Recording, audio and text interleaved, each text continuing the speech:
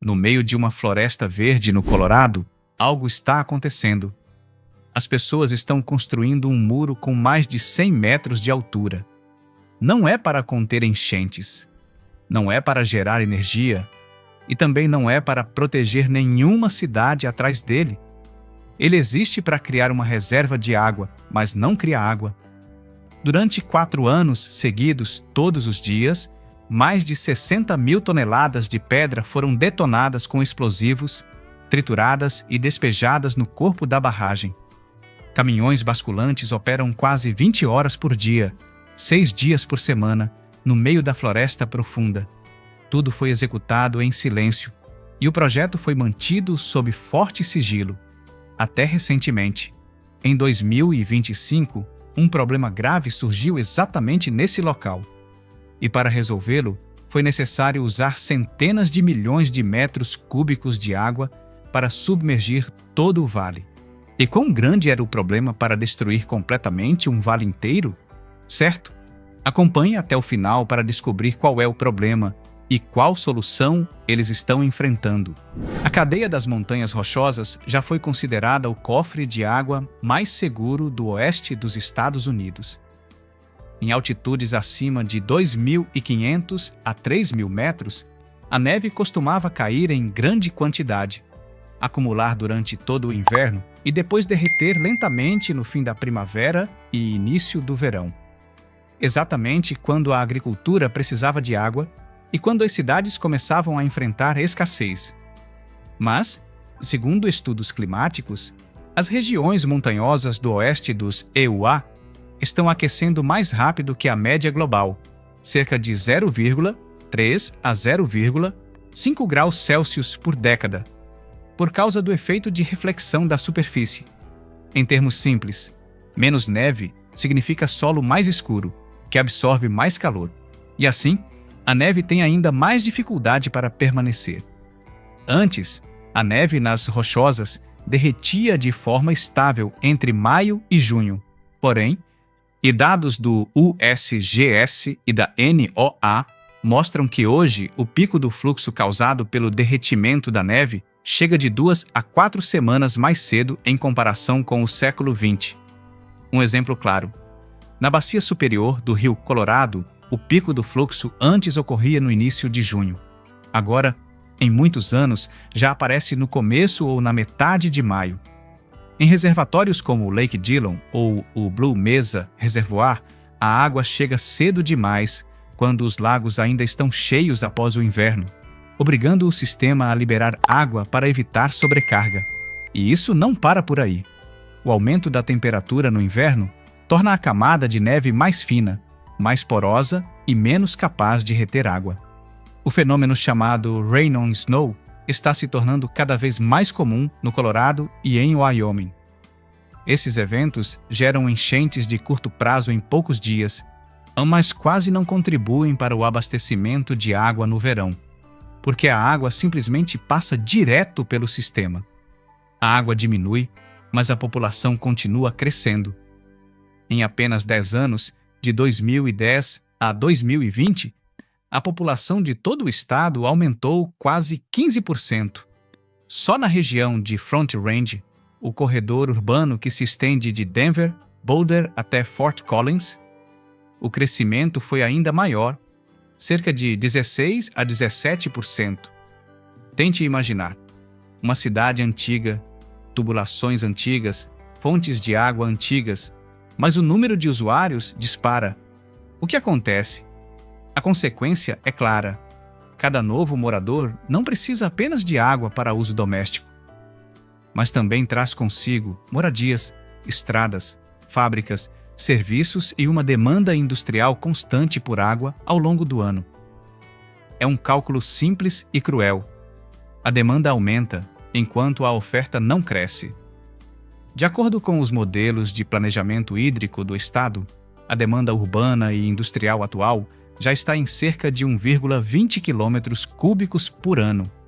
Até 2035, esse número pode subir para 1,68 km cúbicos e até 2050 pode chegar entre 1,85 e 2,22 quilômetros cúbicos por ano. Enquanto isso, a quantidade de água disponível para uso não cresce na mesma proporção. A diferença entre oferta e demanda, portanto, continua aumentando. E então vem a agricultura, o verdadeiro desafio de sobrevivência. Colorado não precisa de água apenas para beber, mas também para alimentar a própria população, que cresce rapidamente. As previsões indicam que, até 2050, o déficit de água para a agricultura pode chegar a 3,00 a 4,92 quilômetros cúbicos por ano. Isso significa redução das áreas irrigadas, cortes na produção agrícola e redistribuição da água entre as cidades e os campos. Em termos simples, é o equivalente à água suficiente para irrigar centenas de milhares de hectares de terras agrícolas por ano, que já não estará mais disponível. Quando a água de superfície não é suficiente, as pessoas recorrem às águas subterrâneas, a última reserva. Mas essa reserva também está sendo esgotada. Perfurações cada vez mais profundas se tornam caras, insustentáveis e, mais importante, os aquíferos dependem do derretimento da neve para se recarregar. E a neve está desaparecendo.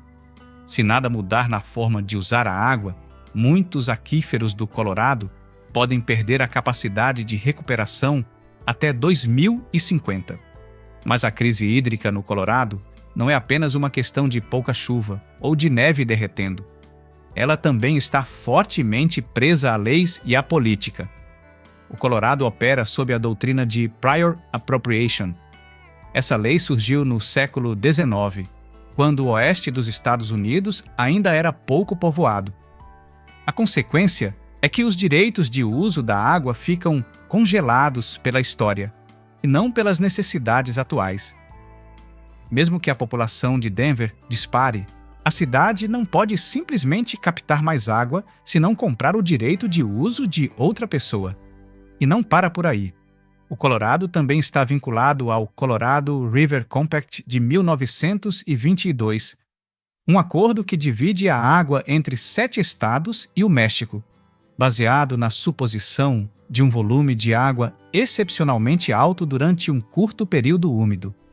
Hoje, o rio já não tem água suficiente para cumprir os compromissos antigos, mas o acordo continua totalmente em vigor. Sim, leis escritas em uma época de abundância de água, aplicadas em um período de escassez histórica. Nesse contexto, as cidades não podem simplesmente esperar chover. Hospitais, fábricas e milhões de residências não funcionam com orações. Eles precisam de água com contrato, de fontes de abastecimento garantidas legalmente no papel, assim como acontece com a eletricidade ou o gás. Antes de chegarmos ao projeto de que falamos hoje, 2 outros projetos já haviam sido propostos. 2 nomes conhecidos são Carter Lake e Horsetooth Reservoir, ambos pertencentes ao projeto Colorado Big Thompson e, por muito tempo, foram considerados a solução de longo prazo. Carter Lake foi concluído no fim da década de 1950 e Horsetooth no início da mesma década. Naquela época, a região de Front Range ainda era pouco povoada, Denver não havia explodido em crescimento, e a quantidade de neve nas montanhas rochosas era muito mais abundante do que hoje. Os engenheiros acreditavam que apenas esses 2 reservatórios seriam suficientes por muitas décadas. A realidade provou o contrário. O Horsetooth tem capacidade de cerca de 156 milhões de metros cúbicos e o Carter Lake cerca de 113 milhões de metros cúbicos. Parece muito, mas basta comparar. Somente a demanda urbana e industrial atual do Colorado já supera em muito o volume de água que esses reservatórios conseguem regular de forma estável a cada ano. Com a população aumentando em milhões de pessoas, reservatórios que antes eram a espinha dorsal do sistema, agora funcionam apenas como depósitos auxiliares. O projeto Chimney Hollow surgiu justamente como um reconhecimento silencioso de que os antigos reservatórios já não são suficientes. A ideia do reservatório Chimney Hollow começou a tomar forma no início da década de 1990, quando a Northern Water passou a perceber uma realidade inevitável.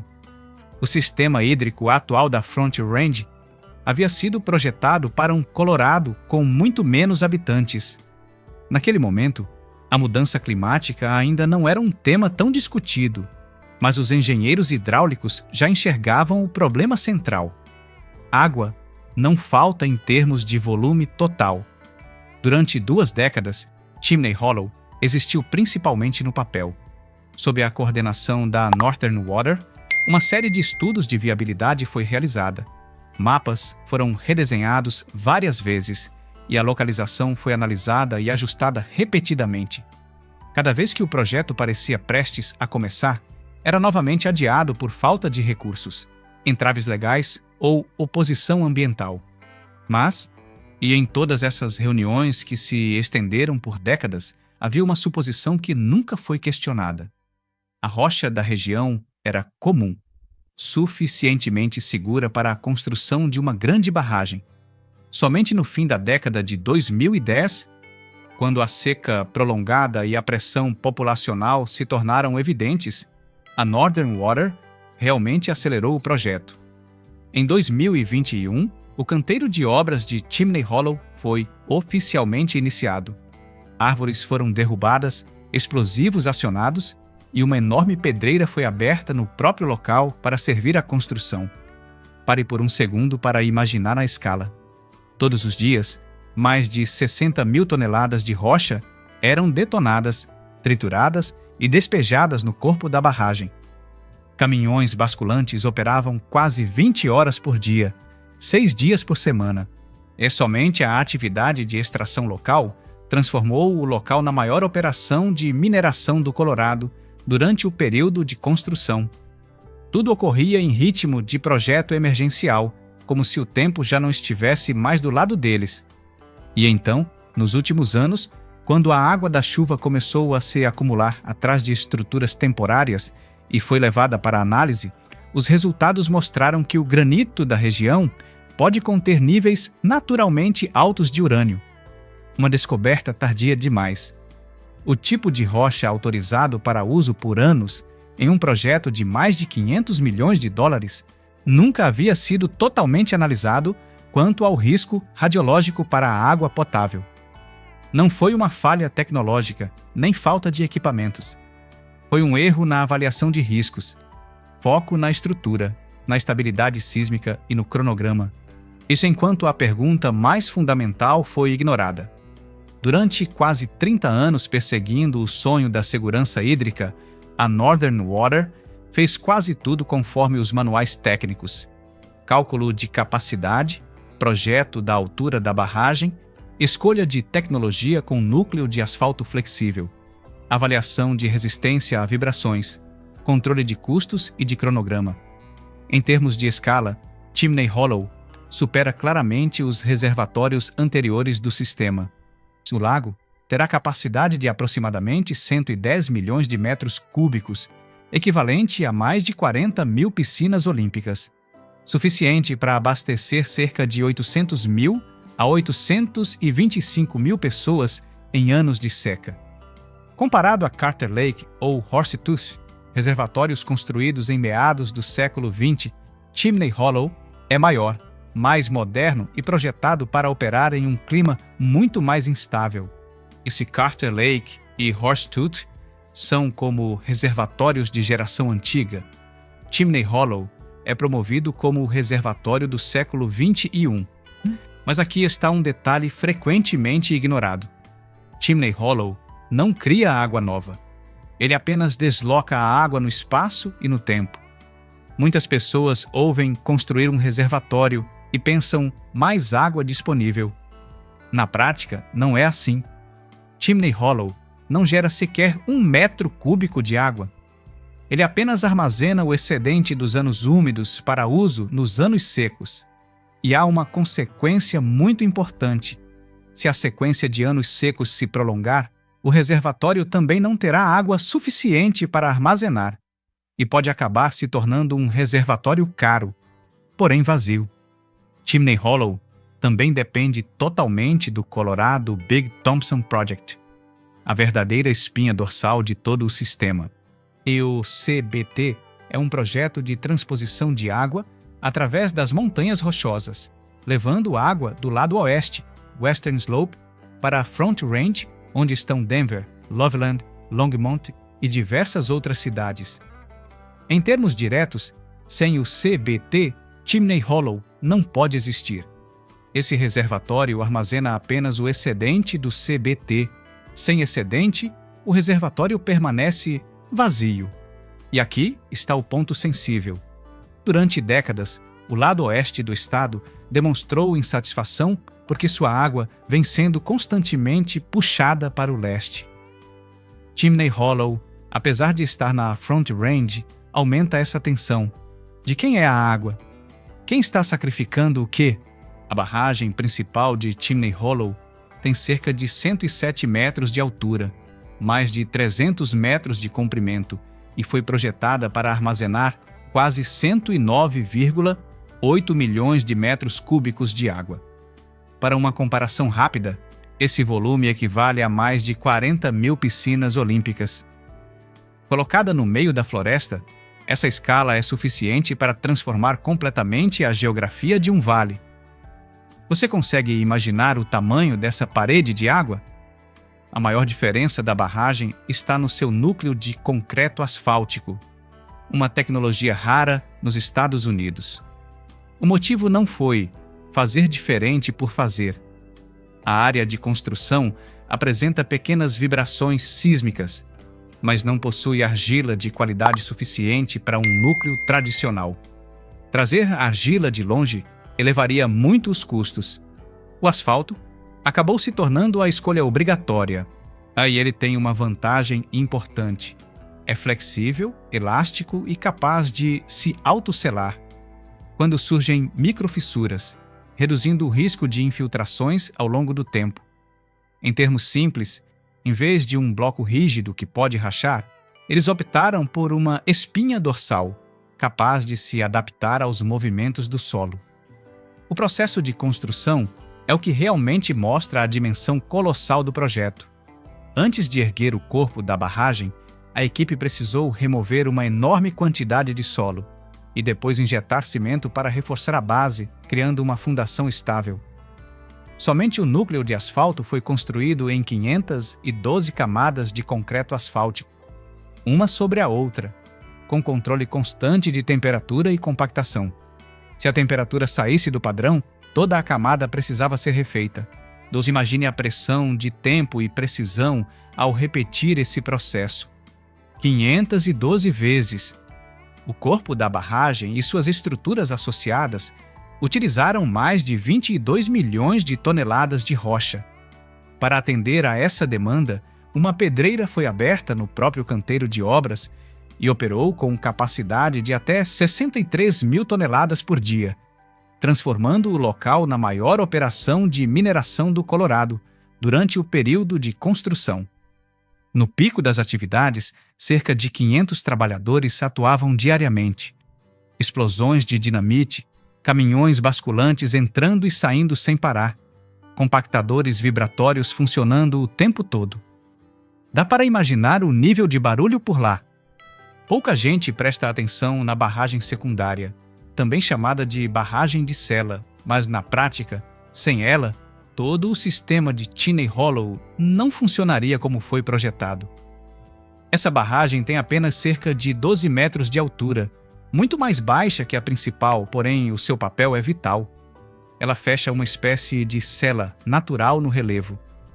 Somente a adição dessa barragem secundária aumentou a capacidade do reservatório em cerca de 32,85 milhões de metros cúbicos de água. Para facilitar a visualização, esse volume extra equivale a mais de 13 mil piscinas olímpicas. Uma barragem que não é alta nem monumental, mas que decide se o reservatório consegue ou não atingir a capacidade total planejada. Diferentemente da barragem principal, que usa núcleo de asfalto, E a barragem secundária utiliza um núcleo de argila, já que as condições geológicas nesse ponto permitem. Para garantir a segurança, os engenheiros também construíram 2 cortinas de cimento impermeabilizante, cravadas a cerca de 21 metros de profundidade no solo. O objetivo é claro: impedir infiltrações silenciosas por baixo da estrutura, algo muito mais perigoso do que a água visível na superfície. Ligado à barragem secundária está o sistema de vertedouro e o túnel de condução de água. Só o vertedouro tem cerca de 9,66 quilômetros de extensão, um número que surpreende muita gente.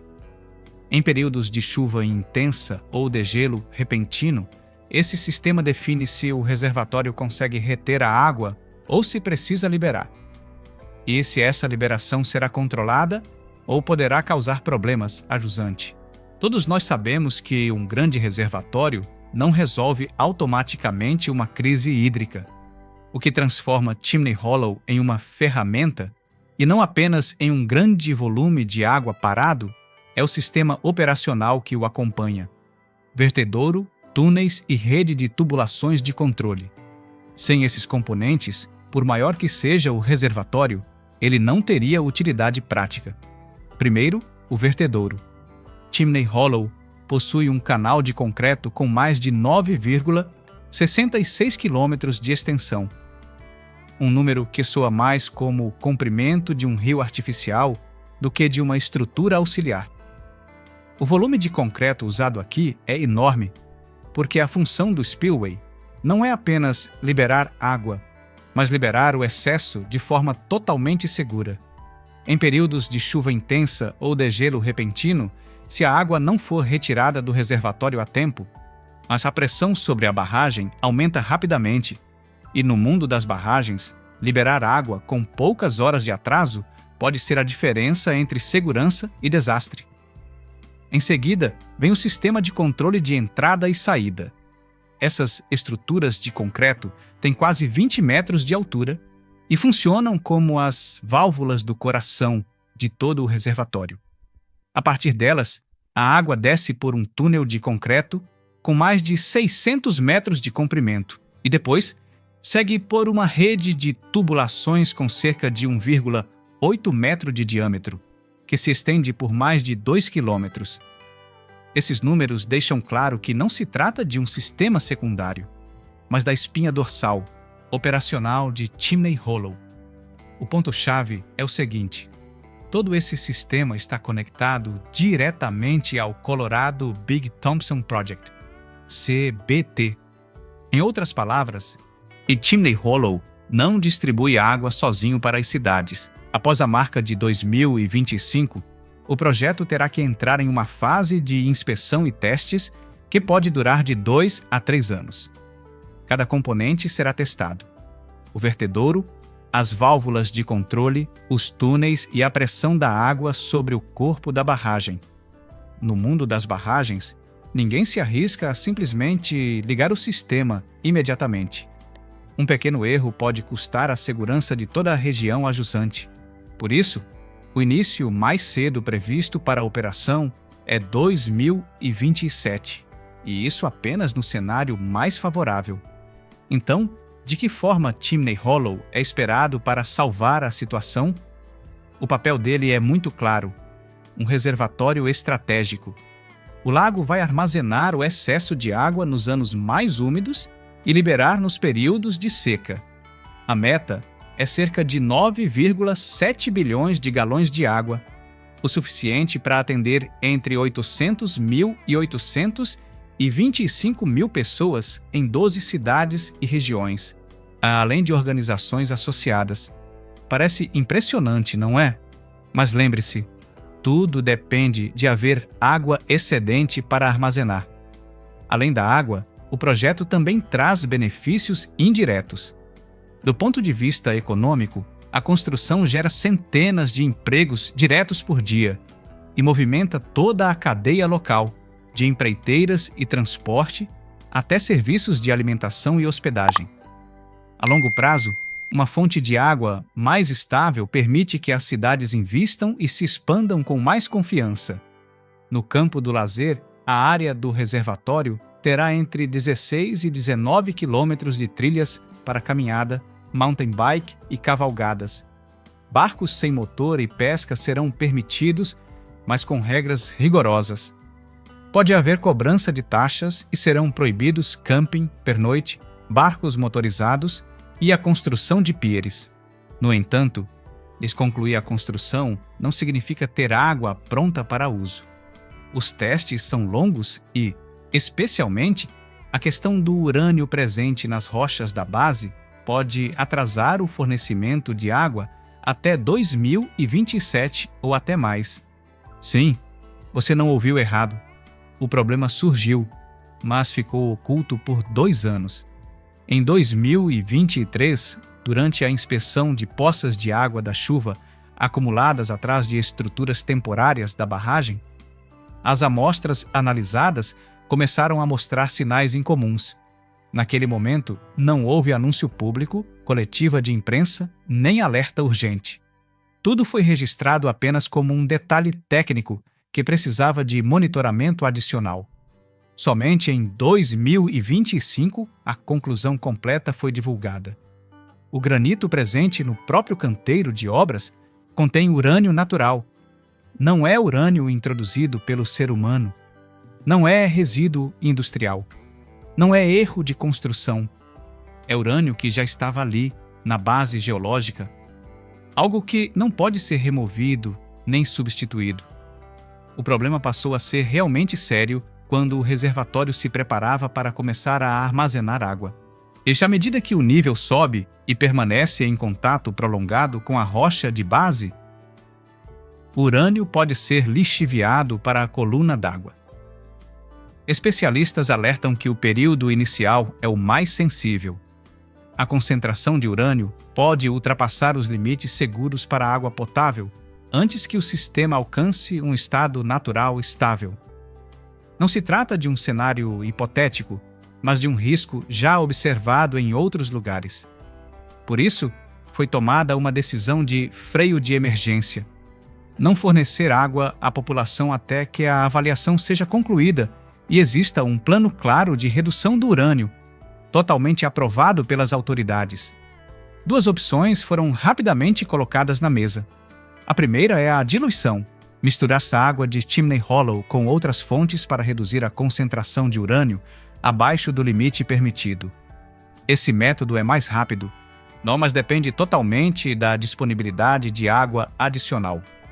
A segunda opção é construir um sistema de tratamento diretamente no reservatório. Mais controlado e seguro, porém com custo muito alto e, certamente, com atraso no cronograma. A consequência prática é clara. O fornecimento de água pode atrasar de 6 meses a vários anos. Mais importante ainda, isso não é um incidente raro. Urânio natural em rochas graníticas já foi identificado em alguns reservatórios e aquíferos subterrâneos no oeste dos Estados Unidos, especialmente na região das Montanhas Rochosas.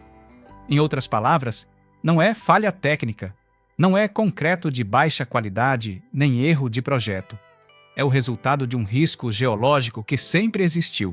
E ainda assim, durante 30 anos de preparação, com cálculos detalhados de volume, altura da barragem, vibrações sísmicas e custos e cronograma, ninguém havia detectado esse ponto crítico.